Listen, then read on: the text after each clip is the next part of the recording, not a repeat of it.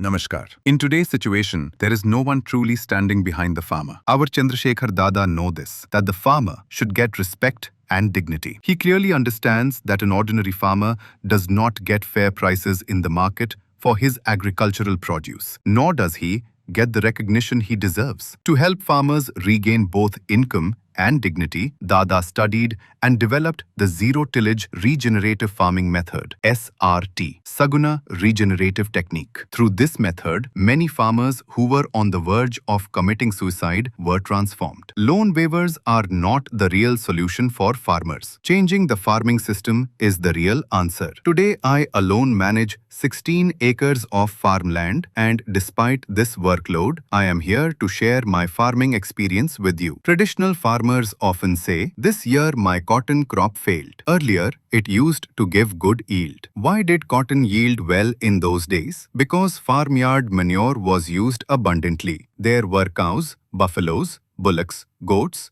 Everyone knows this. Their dung and urine were regularly applied to the fields. But agricultural universities never told us when to apply this manure or how to apply it correctly. With their recommendations, when farmyard manure is applied after deep plowing and left exposed to the hot sun, the beneficial soil microorganisms die. This destroys soil life instead of improving soil fertility. Due to micronutrient deficiency, cotton today suffers from red leaf disease, Lalia. If the soil does not have enough nutrients, how can crops remain healthy? Then won't diseases occur? Won't problems increase? So how do we supply nutrients to the soil? The answer is simple: allow the roots of the previous crop to decompose inside the soil. SRT philosophy is very clear that the fodder is for animals, grain is for humans, but roots must belong to Mother Earth. During unseasonal heavy rainfall, water flooded many farmers' fields and then flowed away, causing soil erosion. But in my fields, the water did not run off. It percolated downward through the raised beds. How did this happen? Because thousands of earthworms and old crop root channels have created a natural network of pores in the soil. Through this network, rainwater infiltrates deep into the soil. As a result, there is no soil erosion and groundwater recharge improves. Herbicides are not poison. At Saguna, they have been using herbicides for the last 12 years. Yet the soil has a pleasant smell, earthworm population has increased, soil porosity has improved, and soil organic carbon has gone up. If all this is happening, how can herbicides be inherently bad when used correctly and judiciously? The SRT zero-tillage regenerative farming system is truly a boon for farmers. We are not here to sell any product. I can clearly explain how a farmer can save at least 10,000 to 12,000 rupees per acre per year through this method by reducing input costs like tillage, labor, diesel, fertilizers, and pesticides. Because my crop is grown on raised beds, cotton plants stand strong.